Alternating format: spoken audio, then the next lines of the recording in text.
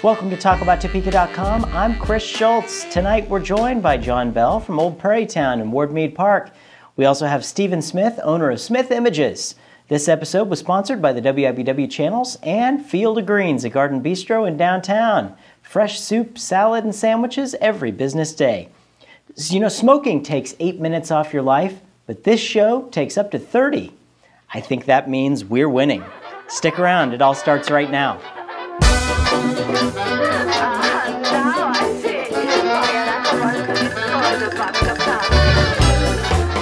We are big fans of offbeat local news here at Talk About Topeka, but our city's been quite well behaved lately. Bravo! Sometimes no news is good news, unless you're a TV news show. With that, we turn to the national spotlight once again. The Washington Post reports that One News Now, the American Family Association's news outlet, set their website to automatically switch the word gay with homosexual. Then they ran an article on Olympic sprinter Tyson Gay. It's like a big old comedy of errors Sunday, and here's the cherry on the top. This isn't the first time autocorrect has burned One News Now. Take their June 27th story about NBA athlete Rudy Gay. Memphis Grizzly backers hit the hay, hoping that Kevin Love would open things up for Rudy homosexual in the front court. We work hard at this show, but sometimes it feels like others do all the work for us. I'm enjoying this even more than when the Nook version of War and Peace came out. In case you missed it, the publisher used autocorrect to change every instance of Kindle to Nook. I can understand not wanting to mention a competing e-reader, but it kind of backfires when you're publishing a book written when fireplaces were common. Let me connect the dots. Tolstoy kindled the fire. Actually, he nooked it 8 times. All this could be avoided if people just paid more attention. Then you wouldn't have equal rights supporters getting angry at Canadian fast food chain Chick-fil-A's. Yes, really. Those poor guys are like, what's going on, eh? What's all this about gays? Perhaps the most interesting takeaway from One News Now is that based on a statement from their news director, they don't mind the word lesbian. I assume the jury's still out on articles about Dick Van Dyke. As the American Family Association demonstrates, you can't have arbitrary and overly strict moral standards without double standards. Don't go away. We have 2 terrific interviews coming up next.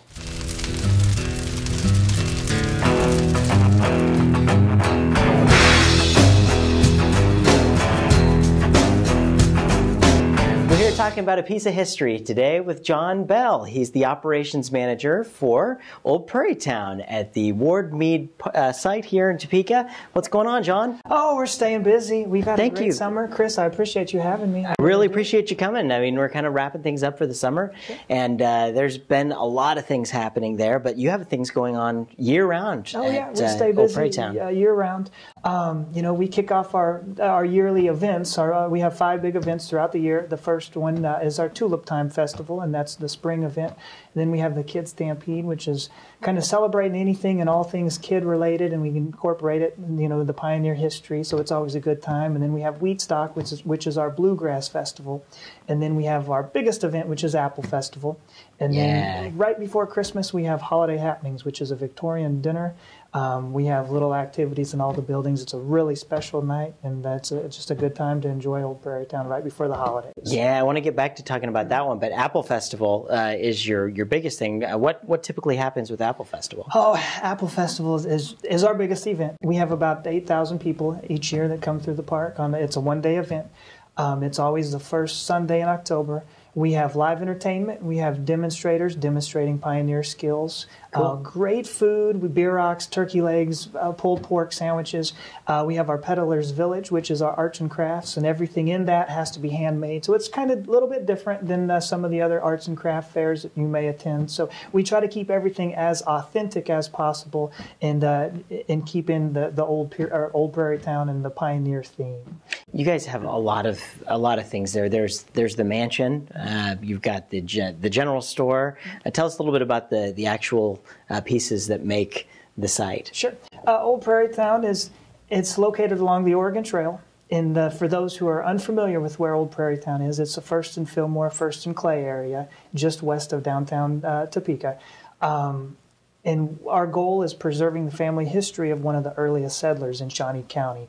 And we have 11 historic buildings. We're a 6.5-acre park. The centerpiece of the park, per se, is the Ward Mead home, and it was built in 1872.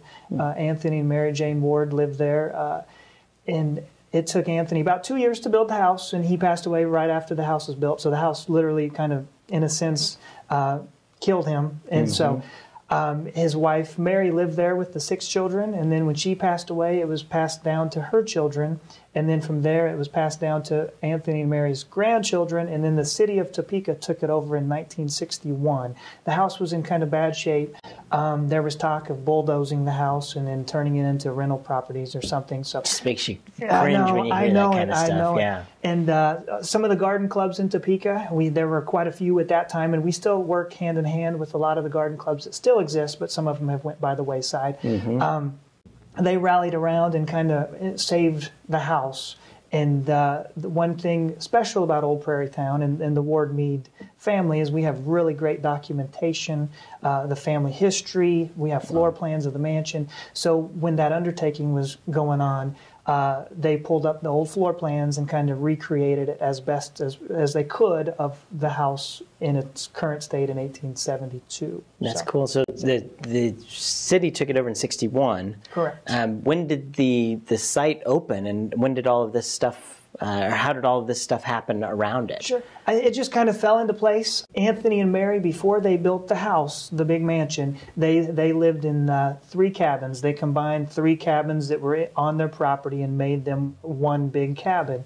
And so the Ward cabin that's on our grounds, it's a recreation of what they lived in. So that was the first building that outside of the mansion that came to the property. And then from there, the Pauline Depot was added in 1981, and then the schoolhouse was followed that. And then from there, it just kind of took off and kind of snowballed into what we have today. And we have 11 historic buildings, and we're still in the process of adding buildings. At some point, we would love to see a jail. I think it'd be pretty neat to have an old jail. And, we also need a town square saloon-type building that can hold more than the 72, because currently we're pretty limited on space. The biggest room that we have holds 72 people. So, and we have a lot of wedding receptions and those kinds of things, rentals. So we're kind of limited on space. So it'd be nice at some point if we could have a town hall or saloon that could hold maybe 200 people. So. Cool. That's cool. I know you guys have the drugstore there. Tell me a little bit about that. Oh, yeah. The Potman Drugstore. It's open 7 days a week.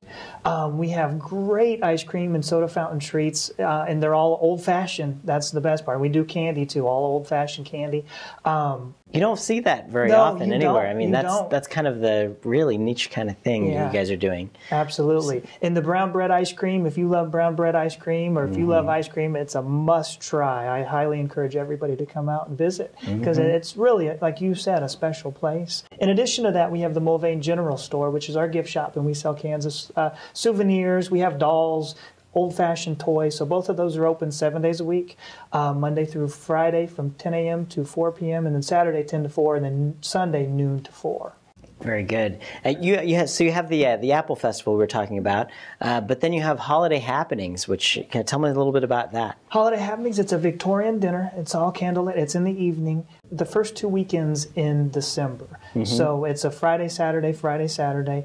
It's a buffet-style dinner, and then everybody eats. We have live entertainment, it's just the atmosphere is so great. Everybody's in such a happy mood because the holidays are right around the corner. Yeah. Everybody eats, and then they go out, and we have all kinds of activities in the park. We have handcar rides at the Pauline Depot, and we have ice cream sodas and ice cream sundaes in the drugstore, and we have cookies in the cabin that volunteers make. So that was really cool. I know I did it a couple of years ago, and those cookies were awesome. It is. It just rounded the night out perfectly. It is. It's something to do, with the family, a date, whatever it is. Like, it really is a great thing to do for the holidays as well. So it is. Yeah, very good, very good. So anything new on the horizon? We're, like I said, we're always looking for new buildings and potentially new buildings with you know, the newest building, or the hopefully the newest building, will be a town square saloon. We need a facility that can hold large amounts of people, you know, 200 people, 250 people. Sure. And, ideally, we'll probably have to build it and make it look old-fashioned on the outside, and inside, you know, modern with bathrooms and those to make everything else more functional. And moving buildings nowadays, it's such an undertaking, and a building that size it would just be probably very expensive, and something that we couldn't do at this time. But so we're always looking for new buildings. You know, like I said, a jail would be a possibility too. Yeah. It's just sometimes things just fall in our place. The Everest Church was our newest building, and that was brought in 2002. So we're due for a new building. So there are a lot of people, there are volunteers that come and volunteer out there.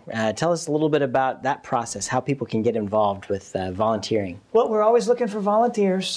Really, we couldn't function and operate the way we do without volunteers. Mm-hmm. We currently have 2 full-time employees, and we have 8 part-time employees. In all the events that we offer, the guided tours, when we have school groups come in, they're all volunteer-driven, and Apple Festival is a perfect example. We have about 300 volunteers that come in that day and volunteer their time and energy. So we need volunteers. We're always looking for new volunteers. It's a constant battle because so many organizations need volunteers. So you're kind of sharing volunteers and always looking, you know, for new volunteers. So, but you've got a pretty cool thing. I mean, we do. People get to like role play, like they get to go in character, and it's just a lot of fun. It is, and we always encourage our volunteers, you know, depending on what they're doing, but majority of the time to dress up in period fashion costumes, get a better sense of what it would be like to be living in the 1800s. Yeah. So, and what better than to have volunteers dressed up in costume. So.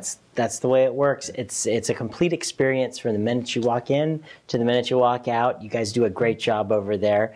John, thank you so much for joining us here. I really appreciate it. Yeah, and I can't let you leave until we do our notorious lightning round I was telling you about. That's why I came here. All right, good. Up for the challenge. That's all right. We're going to put 60 seconds on the clock, and then I'm going to ask you a bunch of silly questions, and you just tell me what pops to your head first. Sounds good. All right. First one is, ready, go. What is your favorite hobby? Playing basketball. Okay, good. Who's your favorite celebrity? That's a tough one. Johnny Depp. All right, good one. If Hollywood were to make a movie about your life, who would you want to play as the leading role? Oh, Brad Pitt. All right. Wouldn't we all? Yeah. I don't know. Let's see, what was your favorite TV show when you were a kid? Oh, probably Cheers. That's a good one. And what's your favorite tourist attraction in Topeka? Prairie Town. Hey, there it is. And who's your favorite musical group? He's not a group, John Mayer. Okay, he could be a group himself. Yeah. All right. If you were a salad, what kind of dressing would you have? Oh, ranch. I know, it's an all-American flavor that's right there. That's right. All right, let's see. And what is your favorite television show to watch every Tuesday night at 9:30 on my TV? Talk about Topeka. Hey, there it is. John, thanks so much for joining us. Yes, thank you for having me. Everyone, please get out and see Old Prairie Town. Check them out. You will not be disappointed, I guarantee you.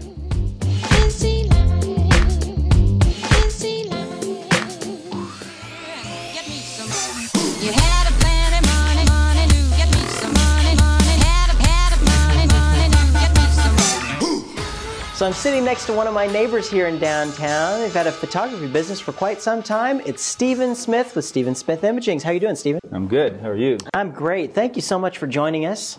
I say neighbors. You've got a photography business going on. How long have you been doing that? We moved in there August of 1978. 78, that's been a while. I know how many years that's been since that was the year I was born. Really? So, I would not have guessed it. I thought you were... no, I'm much younger than that. Yeah, that's older. What I don't know. I don't know what to say. That puts you at... Oh, yeah, exactly. Yeah. Figure it out. You can do the math, people. Right. But no, so you've been doing this for quite some time. Quite some time. And how has the photography business in Topeka kind of changed over the years? Well, photography business changes a lot, particularly since the digital age came out. Mm-hmm. When I first got started in photography, shortly after I got started, there was a transition from black and white to color. and that was a huge change. Film to digital is another huge change, and it's one of those professions that evolves, and if you don't change with the times, then you're going to go away. And so we've tried very hard to change with the times and to implement new technology, and it's made it fun and exciting. I saw the technology you guys are using when my niece a few years back got her pictures taken down there, and you guys were really, it was entertaining to watch everything, especially the presentation of the pictures at the end. It was really cool to see the work that this guy does. Some great work. So you know, you do senior pictures. What other stuff do you do? We do executive. We do quite a few executives in the downtown area. We do family portraiture, a few children portraiture, do quite a bit with pets. We do a little bit of commercial work as well.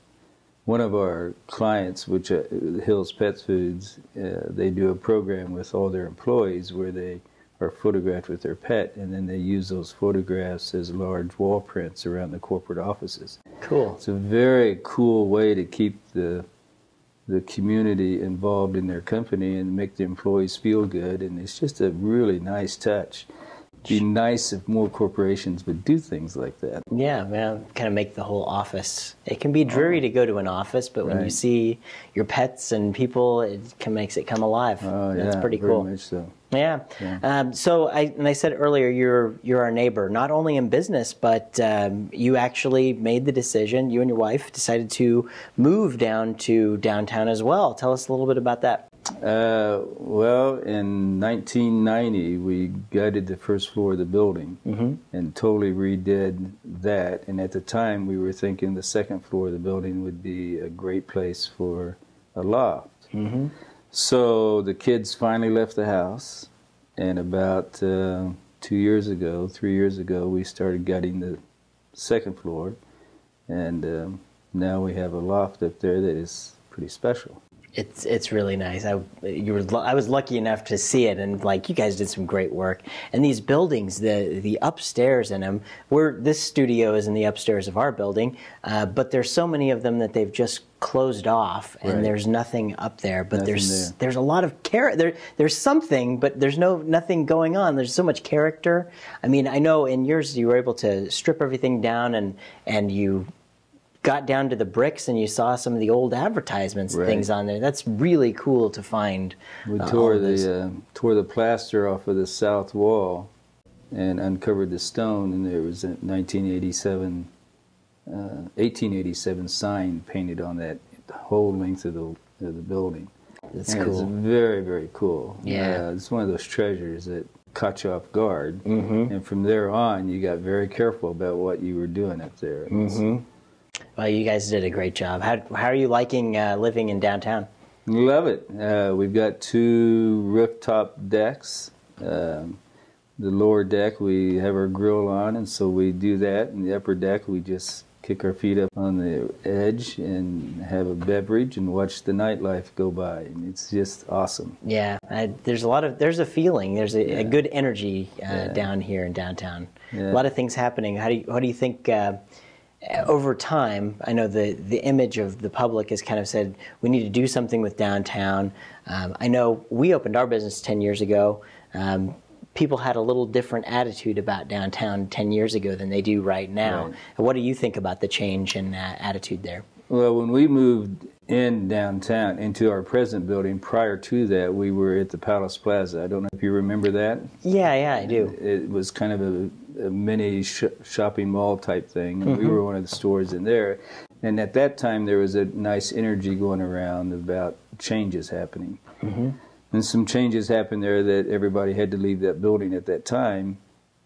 But since then, there's been lots of ups and downs. People plan this, plan that, and things just kind of stalemated. The energy that's going on now is very nice. A new breed of people are coming in, and there's more and more people starting to live downtown. You and I in this block, and there's 2 or 3 others that live in this block. And I think the more that happens, hopefully quicker, sooner than later, then just the residential energy is going to drive the business energy a bit better. Even that 10 years ago, if you think about the residential space that was down here, there wasn't a whole lot of residential space. I mean, you've got the buildings that have apartments in them, or you've got, those are still there, but there was kind of a push for a while to get loft living above Kansas Avenue in some of these spaces, and that's been a great success, I think. Right.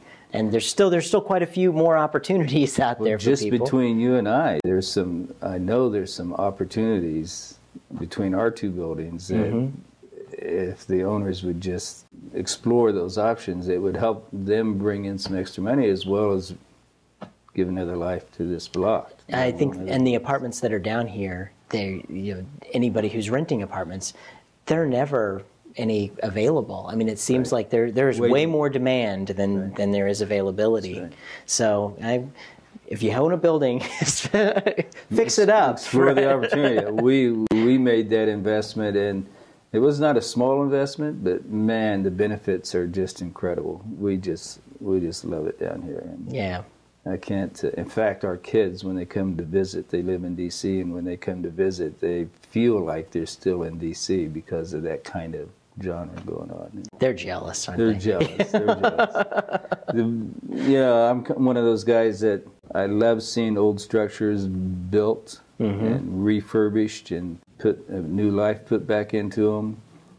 And the same token, I hate seeing older buildings just deteriorate and fall down to nothing. Yeah. And so what's happening across the street from us at the corner of 10th and Kansas is good and sad. It's sad, but those buildings aren't going to have a life, so the talk about the new life that's coming there is exciting. You want to preserve, but you want to grow. Yeah. And I think there needs to be a nice mix of both. There does. I mean, you can't preserve something if it's not functional to be able to be used. So there is that happy medium kind of in between there. Right.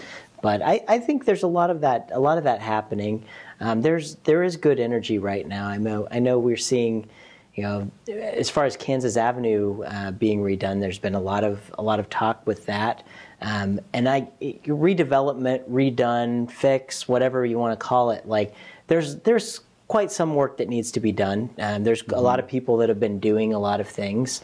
I mean, even across the street on the other end, you see the Gordon building where the windows were replaced just recently after the '66 tornado knocked them out, and there were cinder blocks in there. I mean, that is incredible. Yeah. So one only needs to come down and just take a look and see all of the changes that have happened, because there have been a lot of great things happening. A lot of great things. So they could be photographed. Yeah. As a memory, then they go to your place to eat, then they could go on a stroll and grab a drink, and then. I like the way this guy thinks, right? That's right. So we all help each other. That's right. That's what I love about the neighborhood. We have work to do, absolutely, but we've got a great community in downtown, and that's where a lot of our locally owned businesses are located in downtown. And it's been a treat getting to know a lot of the people that have done that. Right. So you should get out and meet the people in downtown Topeka, because you won't be disappointed at all with that. So, well, Stephen, thank you so much for joining us. I really appreciate it. I can't let you go, though, until we do the lightning round right here. It's where I put 60 seconds on the clock and I ask you a bunch of stupid questions. So, ready to do it? Sure. All right, 60 seconds, go. If you were a salad, what kind of dressing would you have? Poppy seed. That's a first. Good. That's a first. Good one. Let's see. If you won $20 million in the lottery, what would you do with the money? Invest. That's a smart idea, right? And then spend a lot of it. And bury the other half in the backyard. Well, not really a back alley, we'll call it. Right. What's your favorite hobby? Jeep trails, off-road Jeep trails. Oh, cool. Very cool. Let's see. In your opinion, what was the greatest movie ever made? Schindler's List. Great, emotional movie of a time that was sad, but yet Schindler did a great thing in a very bad time. It was very well made. And it's very well made. And behind that, it would be the Bourne series. I love those too. I love those too. Very good stuff. And let me ask you one more. What's your favorite television show to watch every Tuesday night at 9:30 on my TV? The Talk About Topeka. Hey, all right. You can't get any better. Well, I know we're giving you an invitation to come down and check out downtown Topeka. Stephen, thank you so much. Thank you. Appreciate it. And come back and we'll talk again. All right. Thanks again to John Bell and Stephen Smith. This episode was sponsored by the WIBW channels and Field of Greens, a garden bistro in downtown. Fresh salad, soup, and sandwiches every business day. It's super that so many people are talking about Topeka. If you'd like to join the conversation, make your own video on YouTube and send it to us on our website at talkabouttopeka.com. If your speech isn't accidentally auto-corrected, we'll put it on our show. For a complete listing of events in the capital city, sign up for the Topeka newsletter on our website. I'm Chris Schultz. Good night, and keep talking about Topeka.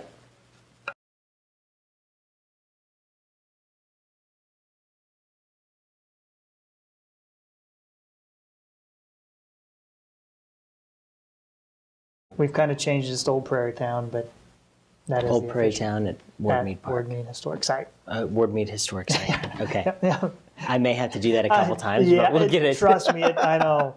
I've been there for like 6 years, and I still struggle at times.